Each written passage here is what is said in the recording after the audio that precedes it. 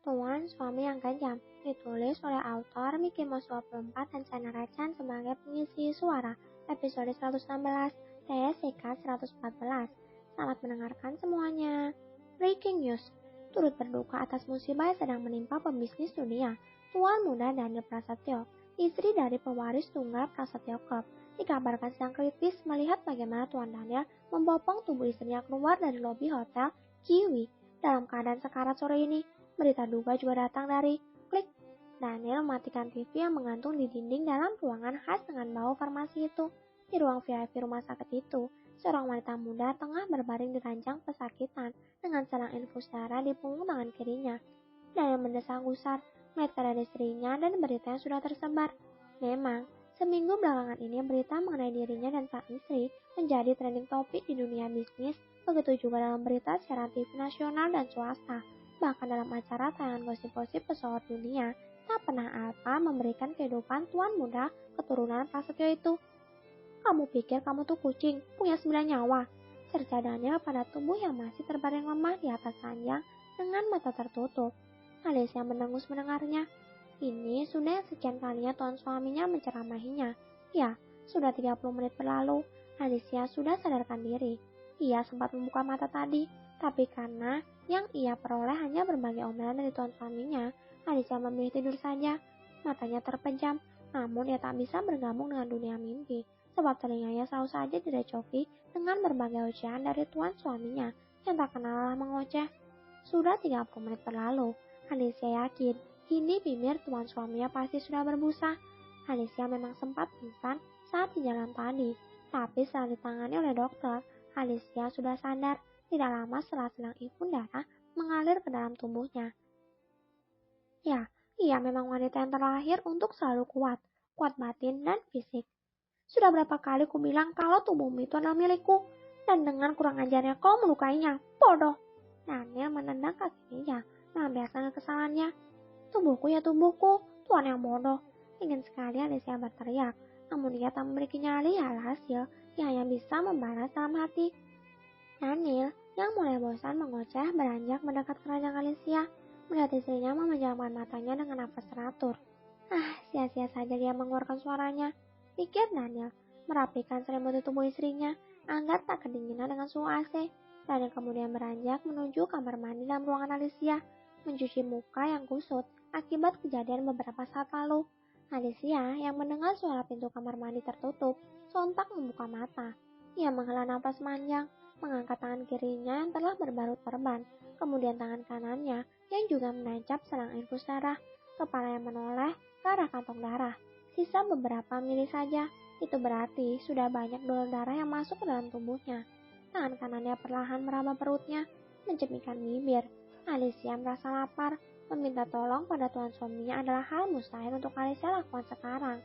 Mengingat bagaimana kesalnya Daniel akan tindakannya, tapi perutnya benar-benar meronta ingin diisi. Kamu ya, udah numpang dalam perutku tanpa permisi, malah ngerepotin. Kamu pikir aku gak capek apa ngunyah makanan terus? Mana gak tahu situasi banget lagi. Umam Alicia mengomeli makhluk ini yang bersemayam dalam tubuhnya. Tujuannya menemui dokter kandungan harus pupus di gara-gara dinata. Sia-sia sudah dirinya menyamar sebagai ibu hamil besar tadi, meski nyatanya memang dia sedang hamil sih. Tapi, dan Anda Tuan Orlando, bukankah istri Anda baru saja melahirkan anak kedua kalian? Lalu sekarang Anda membuang anak istri dengan lancangnya Anda ingin mengambil istri tercinta saya yang sedang mengandung anak kami. Sekelebat, ucapan Daniel terlihat di pikirannya. Alicia tiba-tiba gusar. Apa tuan suaminya tahu akan kehamilannya? Tidak. Alicia segera menggelengkan kepala. Tuan suaminya tidak tahu. Alicia saja baru tahu tadi pagi. Dan itu saat Daniel sudah tak ada di rumah. Pasti Daniel mengatakan demikian hanya untuk membuat Dinata dan Arham tak berniat lagi padanya, pikir Alicia. Melirik sekilas ke pintu toilet, sepertinya tuan suaminya betah lama-lama berkutat dengan benda-benda di dalam sana, mengembuskan nafas kasar, perutnya tak lagi bisa diajak kompromi. Ia menginginkan makan mie siram yang tentu saja tidak dianjurkan oleh rumah sakit pada pasien, dan juga tak diizinkan oleh Daniel. Maka dari itu, Alicia memilih melepas infus dan keluar mencari jajan mie siram di kantin rumah sakit. Urusan Daniel akan memarahinya karena berani keluar tanpa pamit dan izin darinya itu akan dihadapi nanti. Yang penting keinginannya makan mie siram terpenuhi secepatnya. Meringis saat pergelangan tangannya yang berbalut terbang tak sengaja terbentur di pinggir ranjang saat dirinya beranjak turun. Sedikit pusing, tapi Alicia sudah tergiur akan bayangan mie siram membuatnya semangat melangkah keluar ruangan. Saat dirinya baru saja berada dalam lift, suara teriakan dari lorong menggema memanggil namanya.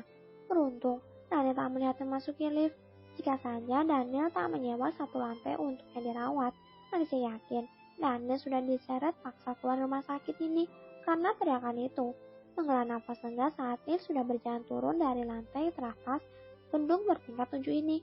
Sedang Daniel menelpon beberapa pengawal untuk mencari istrinya karena mengira Alicia kembali diculik oleh suruhan Dinata. Dasar tuan bangka! Umpat Daniel. Alicia yang baru saja keluar dari lift menanda kasar kala melihat puluhan ajudan tuan suaminya berlari masuk ke lobi rumah sakit. Alicia segera menunduk dan berlindung. Kalau gini ceritanya, belum juga makan mie siram udah ditangkap. Kesal Alicia dalam hati. Alicia melupakan mie siramnya. Ia dilanda rasa takut sekarang. Tuan suaminya tak akan mengampuninya jika tertangkap karena ia kabur tanpa pamit tadi. Bisa dicincang dia. Mana tadi tuan suaminya terus mengomelinya. Jadilah niat makan mie siram jadi ancang kabur beneran. Alicia belum siap menghadapi kemarahan tuan suaminya yang dominan itu. Bersembunyi di balik punggung Obe. Alicia keluar lewat pintu belakang.